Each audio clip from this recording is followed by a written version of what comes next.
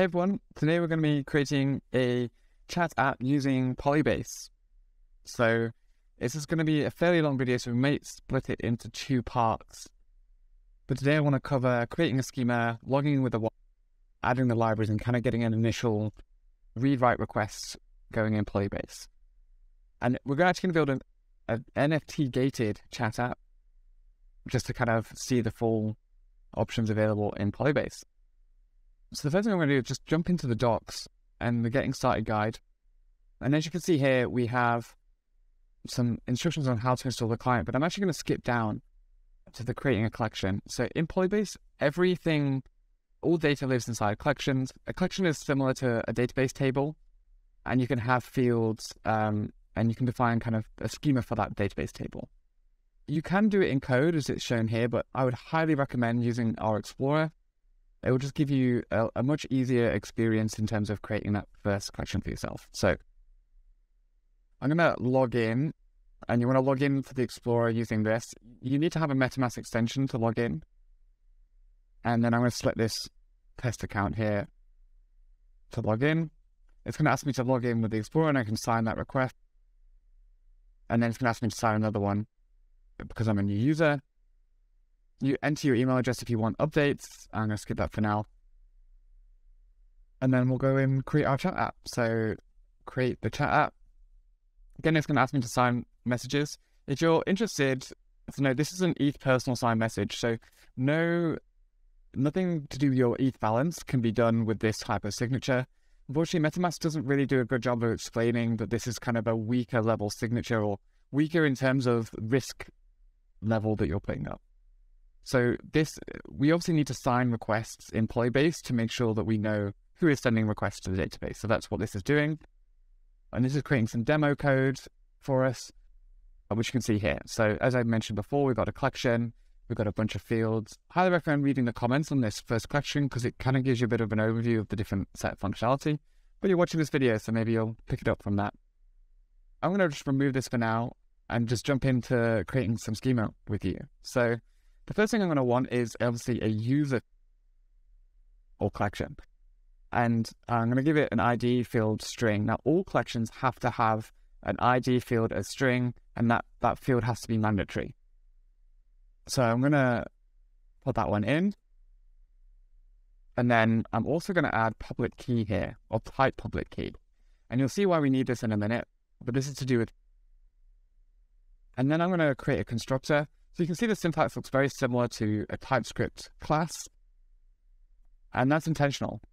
The syntax is very similar to JavaScript, TypeScript. The main difference being instead of class here, you see collection. So when you want to create a new user, it makes sense to call the constructor function, which you would do if you were instantiating a new class. Now, in this case, what I want to do is actually, I want to use context.public key. So when we run this code, context will be automatically populated for us with a property called public key. Now, public key is the public key used to sign this request. So when creating the record, the user, as you saw that MetaMask pop up previously, that's the same thing. It's basically getting us this public key. This will only be populated if the public key of the user is sent or the message is signed. Otherwise, you won't get it. So we might actually want to check here to say, okay, we definitely want to have public keys. So if public key is not there, we're going to throw an error. One thing to note is double quotes are also not accepted at the moment. That's a bug. We're going to fix that for you. So just make sure it's single quotes, and then you can say you must sign the transaction, just to let the user know that. And then I'm also going to start. So as I mentioned before, this ID field needs to be a string. Context of public key is of type public key. So we actually need to convert it to a string. And to convert it to a string, we can turn it into a hexadecimal, which is kind of a string that starts with 0x. And we can assign that then to the ID. And then we're going to also store the public key in its root form, so as a public key type as well, because that enables us to use it with our permissioning logic. Okay, so we have our user collection.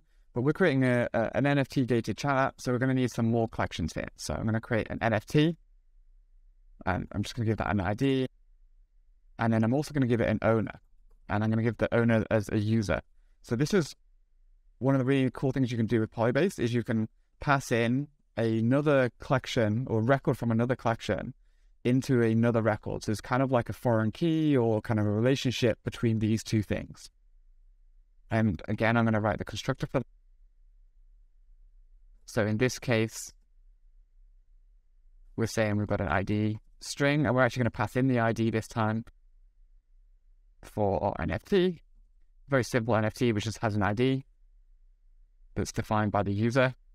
So once you claim your NFT, no one else can take that off you or mint it. I'm going to do this.id equals ID, this.owner equals owner. Great. So you can see just there's going to be a lot of this kind of assigning values from the parameters in the constructor, this boilerplate. We'll look to make this easier in the future, but for now, that's what you got to do. So then the next question I want is probably something to do with like a particular chat room or chat group that you've been invited to or that you're able to access as an owner of this NFT. So we're going to, obviously, again, we have to have an ID string that's mandatory. If you want to have an optional property, you can just use the optional property, same as in TypeScript, but I'm going to leave that out for now. We're going to actually make this mandatory again. So I'm going to have my constructor here. One of the things to bear in mind is that the semicolons here are mandatory, which is unlike JavaScript where they're not mandatory. They're mandatory in Polybase, at least for the time being. So in terms of the chat, we actually probably want a members as well, because we want to know who is a member of the chat, but we're actually going to gate it by an NFT. So actually, we're not looking at who is a user of the chat. We don't care who the user is. We just care whether you have an NFT or not. So in this case, I'm going to map over the ID, which is a string, the name, which is a string again, and then members, I'm just going to set to an empty array for the time being. And we'll add some logic around in a minute about empty array. I like to just do all of the fields and the constructors first, because I think it gets me understanding the structure that I want to create. And then finally, we probably want some sort of message. So that would be, we definitely need a string. We want obviously the message as a string. We want the timestamp that the message was sent. So that's going to be a number. That'll be a Unix timestamp. So a number of seconds since 1970, or epoch, if you want to call it that. And then in the constructor, we're going to pass in, the other thing we need here is obviously what chat does this message belong to? Otherwise, it can get very confusing. A few messages from every single chat. And so we have ID string here, message, string, timestamp, a number, and the chat we're going to pass in as well. Okay, cool. Again, I just need to assign these. Apologize for all this boilerplate. We'll make this better. And let's still timestamp equals timestamp. This.chat equals chat. Okay, so we've got some great boilerplate going on here in terms of our collections, but one of the things we're missing first that I can recognize is that there's no way to actually add a member. So there's no way to add someone to the chat, or even the original member can't be added to this chat. So we're going to add a function called add member. Now, all writes in Polybase have to happen via these functions, either the constructor to create, or you can add your own custom functions if you want to update a record. This is similar to Solidity, where you have to write a function, and you can write any code in here. So you could write, if this.members.length is bigger than 5, then again we can error true seam, and we'll say too many people in the room. All right. So you can imagine there's like some really exclusive rooms, right? Because you can only have 5 people in a room, whatever logic you want to implement here. And then you've got some kind of thing to say, okay, I'm going to members.push, and I'm going to add in this NFT, right? So NFT here, don't forget the semicolon at the end. It's the most common mistake I make when I'm coding. Okay, so now we've got a way to add a member. But with all of these things, at the moment, it's very open in that, like, I haven't defined who is allowed to read these messages and who is allowed to do writes and create records. So that's what we're going to do next. So I'm actually going to start off with message, because message is kind of the lowest level primitive, because to read a message, you probably want to be part of the chat group. And to be part of the chat group, we kind of specify that you need to be a member, which you need to have this NFT. And this NFT has an owner. So, and that owner belongs to some kind of user. So thinking through that, we obviously want to start with a message and say, okay, you can read a message if you are part of a chat. And there's no semicolons after these. These are called annotations or directives. And there's no semicolon after these, because you can actually write this. So, but I think it's a bit nice on a separate line. So we're saying, okay, anyone who is part of this chat can read from this chat. And then what we want to say is, okay, so we're now given, say, responsibility to this chat, but we want to specify kind of more specifically who, like, what does it mean to give responsibility of this read to this chat group? Well, it actually, what we want to say is, if you're a member of this chat, so what we can do is we can delegate our authority from here into, from this into the chat, and then from the chat into having a particular NFT. And so this is quite powerful, because we can basically say, we don't care how chat does its permissioning from a message perspective. We just care that, like, this is the chat, and the chat is responsible for determining how the permission should be delegated. And again, in the members, we delegate to the NFT. And then if we go back, we look at the NFT and we see, oh, actually, the NFT needs to be delegated as well to the user, because the responsibility of the NFT, or the control and ownership and of the permissioning of the NFT, is actually ultimately going to go to the user who actually owns that NFT. And so we delegate to that user. And then finally, we need to delegate to this public key. And this enables us to basically end the chain of events. Everything that needs to end at a public key eventually, because that's what people use to sign requests. So you should always have kind of a delegate on a private key. Now, the other thing we need to do is, we haven't actually specified who can read chat. We've delegated the responsibility to any control and permission that's been given to chat, obviously goes to the NFT members, but we haven't said who can actually read chat. So again, we're going to add a rule here to say you can read chat. And you'll see this a lot with your collections, is that you probably need to, where you have a delegate, you probably want to have a read as well to allow people to. There are some exceptions to that. And again, if you are the user, then you get to read your own public record. The NFTs, you might actually want to be public.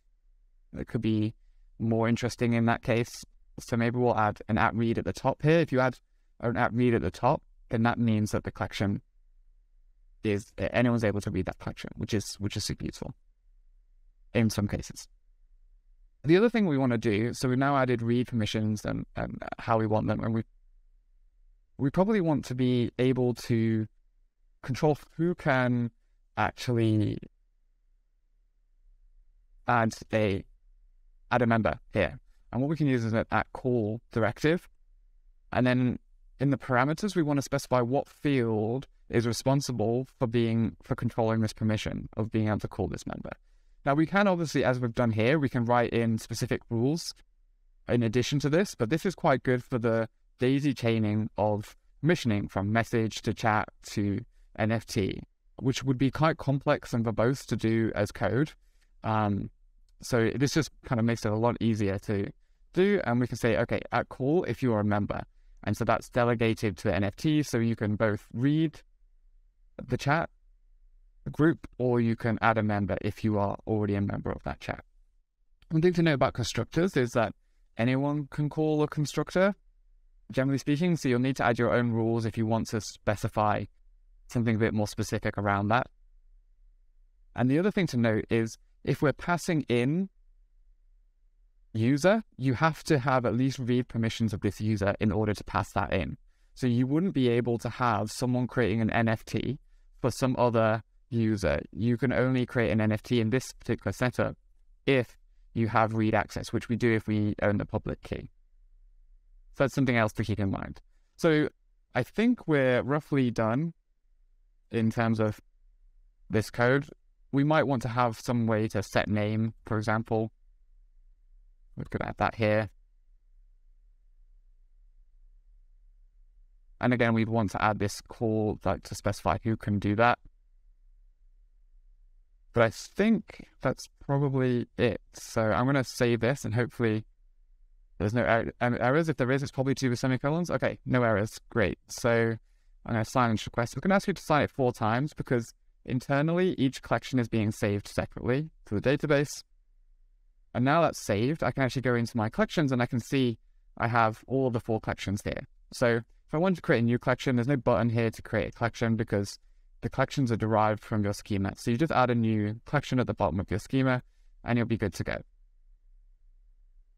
The other thing to note here is that this is what we're going to use for later. It's definitely worth initiating your client code from here because we populate your namespace and this is required to access your collections.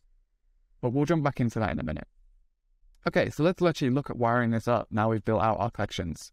So I've got a Create React app here. As you can see, it's a very simple app. I just go to the root here. We use Chakra, which is a UI library for doing some of the basic UI elements, but essentially we've just got some roots here. We use React Router DOM for that, and we've only got 2 pages. We've got a home and we've got chat, and you can see these 2 pages here. So I've tried to keep the app very simple because what we're really interested in here is how we use Base and how we kind of wire up Polybase to an existing UI. So I'm going to start this code so we can see exactly what we're looking at here. So we've just got a very simple thing and asking us to log in. Now, if I click log in with a wallet, it's not going to do anything because we haven't wired it up yet. So let's go ahead and do that. So you've got the sign in button, which is what we're going to use. And you can see that this is the page that we were just on.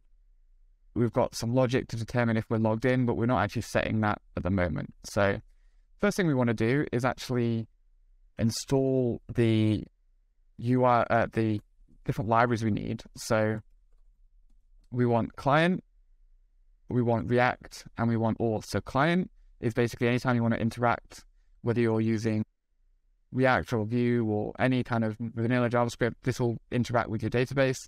React has some helpers to help working with React, and auth is used for kind of wallets and sign in and makes that process easier. So we'll install those. So once those are installed, you should be able to grab the dependency here, and we want to grab out auth, and then we can just instantiate it here. So auth should be instantiated outside of your function, and you should only instantiate it once for your app. I'm just going to do it here for now, but we probably want to move it up at the scope a little bit if we were doing this for a bigger application. And then it's really simple. All I have to do is call. So this sign-in is being called by this button here, sign in, log in with wallet. So we're going to call this sign-in function, and let's see what happens. Okay, great. So this is actually what the user would see. They get an option to sign in with MetaMask or sign in with email. If they sign in with email, there'll be a custodial wallet. So we would have the private key for that. So less decentralized, but obviously if you're not already onboarded into Web3, you might not have a MetaMask wallet. And then you've got MetaMask, which obviously just delegates to the MetaMask extension. Now, the great thing as a developer is regardless of which one the user chooses, the experience for you should be the same or very similar. And that makes it really easy. And we'll be adding more authentication methods in the future. different wallets. But from your perspective, you can use exactly the same API regardless of what the user decides to use as auth. So let's go through and actually let's log out what this responds with.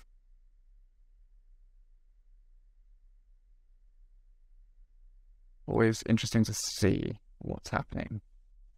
So I'm going to just refresh this, log in with wallet, so log in with MetaMask. I've already connected on a different website, so it's going to just ask me to continue, and then we're in. Now, if we look in here, we can see there's an object, and we've got type MetaMask and a user ID. That's all MetaMask gives us, so that's what we've got to work with if we log in, if the user logs in with MetaMask. So obviously nothing happened because we didn't actually update any of the UI components. So probably what we'd want to do is say, okay, if there's some response object from here, then we'll set the logged in state. And so again, if I refresh and do it again, maybe start again with the process, you can see now I've got the logged in state, which is just a quick UI update based on the logged in state. Now, probably what I want to do is I mentioned before, MetaMask only gives us those two properties, but we really want the public key. So we're going to write a function to get public key if it's not provided to us. Sometimes if they use email, public key will be provided in this result, but if not, we're going to find a way to get the public key. So equals public key. But if it's not available, then we're going to say, we're going to find a way to get it. And I'm going to define a function up here, get public key. And there's basically a way to recover a public key from a signed message. And that's the way we have to do it if we're not given a public key straight away. So the message is just going to be log in with chat, because it's a simple message, because we just need to sign any message. We're going to grab the signature, and we can actually use the auth library to grab the signature, which would be ETH personal sign. We're going to sign that message. That will respond with a signature. And then we need to recover the public key. We need a separate library for this, so I'm going to just go and grab that out from here. There's a library called Polybase /ETH. So this has some utilities in that just making working with Ethereum-based signing a bit easier, because it's a bit of a minefield out there. And these all work without any browser polyfills as well, which is nice. So we want to be able to recover the public key from a signature. So we will get the public key back. Actually, we'll just return that public key once we get that back. And so we'll pass in the signature, and we have to pass in the message again. So you don't really have to understand how this works, but essentially if you have a signature, you can get a public key from it that was used to sign that signature. And that's exactly what we want in this case. So we'll say, in this case, get the public key of the user, and then we've now got that public key, which is great. The reason we want that public key is we're going to actually create a user based on that public key. So next thing we want to do is actually create that user from our collection, this user here, in our database, and we're also going to want to load in the Polybase library to do that. So as I said before, you want to grab this to instantiate the client, and we've got our DB now. And we're going to say, okay, we want to create user if not exists already. So db.getUser, we're actually going to try in here. So we're going to say db.collection. So everything starts with a collection. So we would say user here, and then we would say create, and then we have an empty array object here, because if you look back at our code, we don't actually have any parameters. So if you had parameters, this, for example, would have an array of 2 items, but because there's no parameters here, we just put in an empty array. actually, what I want to do first is check if the user already exists. So that's the first thing I want to do. So I'm actually going to do db.collection user. And I'm going to look up a record by ID. So look at the record, pass in the ID, and that ID would be our public key. And then what we want to do is say,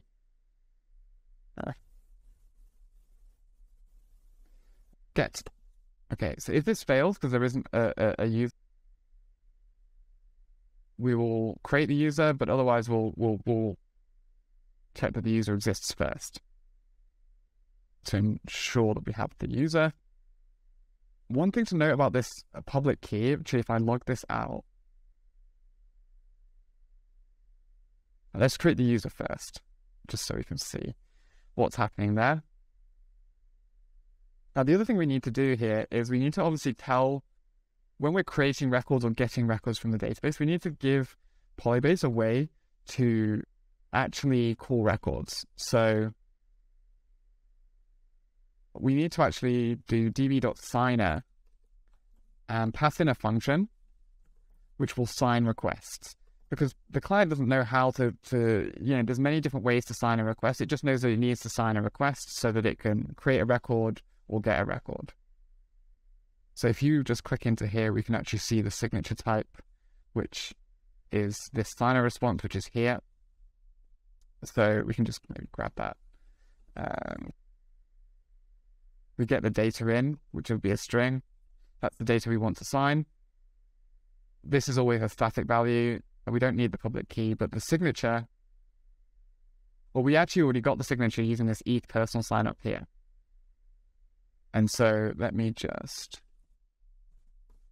copy that in. So that's going to request a signature, and we want to sign the data that the client library is asking us to sign, because that's what the client library needs to sign. Okay, so now when we log in, we should create a new user. So let's go and give that a go.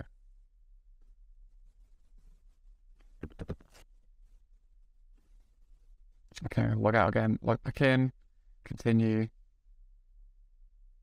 It's now going to ask me to sign. Now, this is to get the public key, like we wanted to get. And then it's going to ask me to sign another message, and that's because we implemented the DB signer to read records. And then finally, the final record to create that new user. Okay, so now we're logged in and the user should be created. So let's go back to the Explorer and have a look. Now we can see here that there isn't a user, and we might think, oh, that's a mistake. But actually it's because of the read rules on this collection. As an admin, you don't necessarily get the right to read anyone else's records. It's one of the privacy preserving things of Web3. But when in development, it can be really useful to be able to see these things. So we can actually add the public parameter during testing so that we can kind of see everything that's happening and make sure everything's happening correctly. And then we can remove that parameter once we're ready. So now you can see that this now appears because I've made this collection public. The downside of this obviously is that everyone can see these records now, which is not what we wanted. But for testing, it can be useful. Now, one thing to note about the public key that is created from your 2-hex function is that they're a 64-byte public key. Now, there are two types of kind of public key, and some of them basically have a prefix on, so there'd be 65 bytes. Some of them are 64 bytes, like this one is 64 bytes. So the only difference is you'll see 0x04 if the prefix is there, and you will see no 04 if the prefix is not there. This is something to keep an eye out for because different libraries use different keys. And actually, this is going to be returning a 65-byte key. So I'm just going to log this out. Here. But you will be able to see that this key almost matches what we need. So if I go back to the app, I'll refresh, and we'll log in, log out. Log in again, and so we have to sign messages again. So you can see this one here has 0x04, and then the rest of the key is the same. If I copy this bit, you can see that this bit is the same key. So we do have the 04 prefix here, but we don't have the 04 prefix here. So we're going to need to just edit our code slightly to handle this 04 prefix. So all I'm going to do is I'm going to say, okay, return public key dot slice. I'm just going to take off the first four values and then add on the 0x at the beginning again. And that's just to make sure that everything is now the same in terms of the public key. So when I log in again, it shouldn't try and create a new user because it should now be able to look up. Let's just log this out. Okay. So let's try again.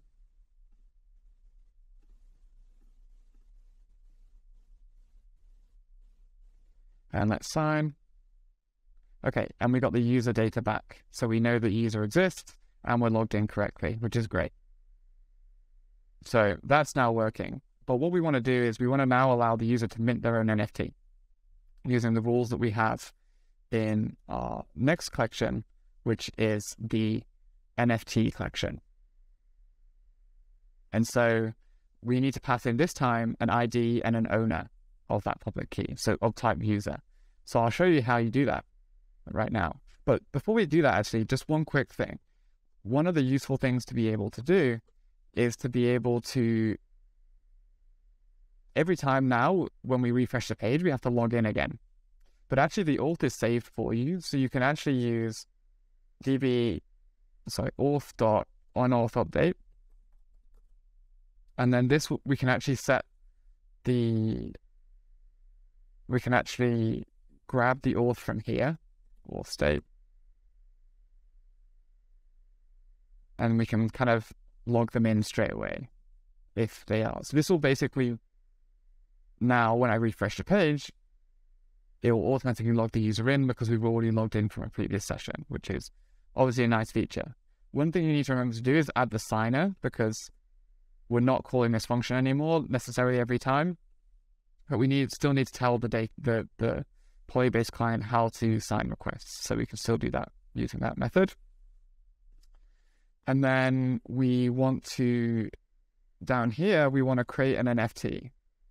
So our collection was called NFT. So we want to do something like, that's actually giving me some code here. So DB collection NFT create. Oh, it was almost correct. In here, in this create, you need an array, like I mentioned before. So the array would have two properties, the ID and the owner. So the ID is going to be the ID passed by the text box here. So whatever this value is will be passed in. So we're going to grab that NFT ID from here. That's already been wired up. You can see here the input set NFT ID. So we can create a NFT.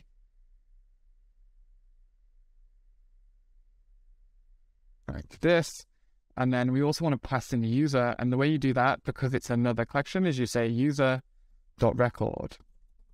And then you can pass in the public key.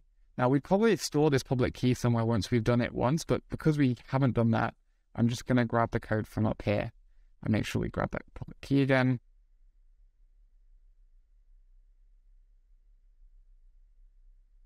And okay, so we've now got this NFT, should be being created with whatever I put in there. And the other thing we need to do is obviously we need to get a list of records. So I'm going to write this query, and we can do that by calling collection again. So everything starts with kind of collection. We want to get the NFT. And then one of the things we want to do is we want to import our React library if we're using React, because it has some helpers in it to help us with read queries. And we've got something in here called use collection. That will allow us to do automatic updates whenever, so it's kind of like the Firebase listener where you get automatic updates of things that are changing. So we're going to have three properties here: data, error, and loading. The one we're really interested in is data here. And that's going to be our list of NFTs. And then we can pass in our query. So it's simple as that.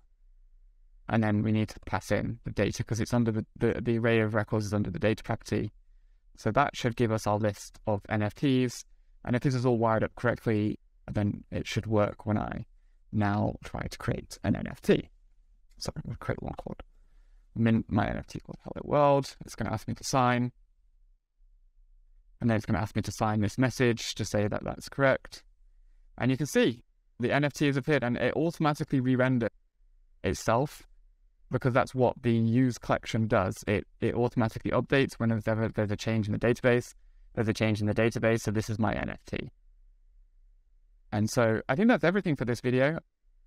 We'll cover some more of the chat app and kind of going in and building out the rest of the chat app in the next video. But I think this gives a good overview of creating the auth, creating your initial record, and also reading a record from your collection and creating the UI. Hope that helps. If you've got any questions, then make sure to join our Discord channel where we'd be happy to help.